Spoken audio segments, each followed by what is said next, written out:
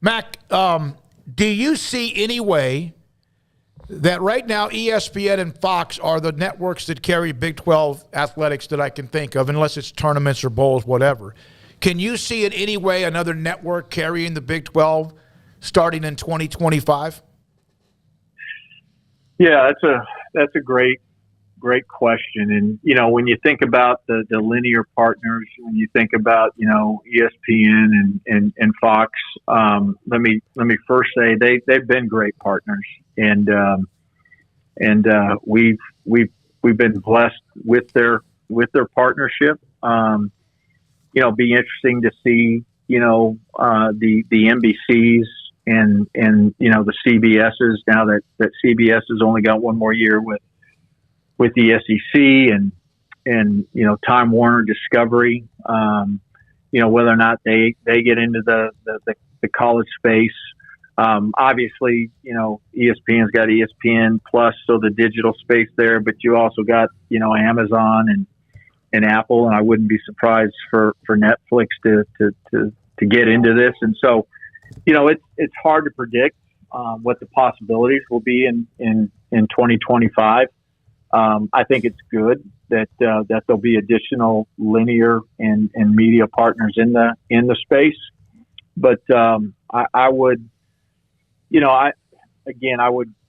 say that despite some things that have been written, that there's really a healthy relationship between the Big 12 and our two current media partners, both ESPN and Fox, and I think that there's a great chance that could continue beyond 2025. Mack, a question about, and I know it's so far off in what's going on now, but the 4 schools coming in, when they arrive next year, do you think that the other teams who are remaining, the 8 schools plus Texas and Oklahoma and their future, will everybody get less because of the incoming schools, or do you feel like that number is still going to go up as far as the annual distribution? Yeah, it's a great question, and I think that's still a work in progress. And again, not to deflect the question, but I certainly don't want to provide an answer that's inaccurate. And so I would just say we don't know yet. I think how Texas and Oklahoma leave and those monies and some of the reserve monies, so I think there's this anticipation that, we will continue to be whole or maybe close to being whole, but quite frankly, I don't think we have that answer yet. Earlier you said nothing is imminent. What's your definition of imminent? Yeah, I don't know. I can't tell you for sure if, Big 12 is going to remain at 12. And again, when I say 12, I'm talking about obviously beyond Texas and Oklahoma once they leave, or whether or not, we add and, go from 12 to 14 to 16 to whatever that number is. And I think that's still, a work in progress and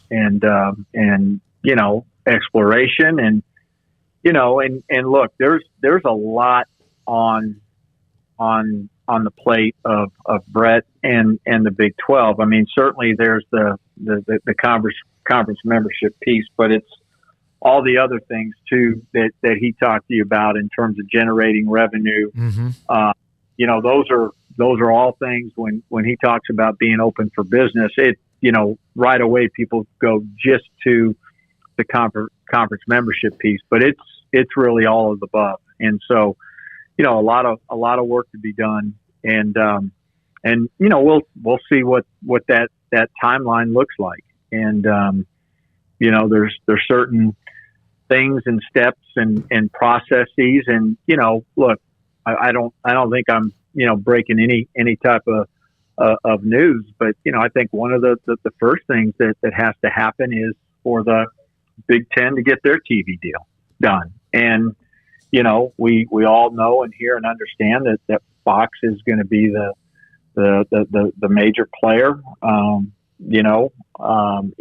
that, but they're not going to be the only partner. And so who are the other partners? And so, those are all things that still need to be decided. And,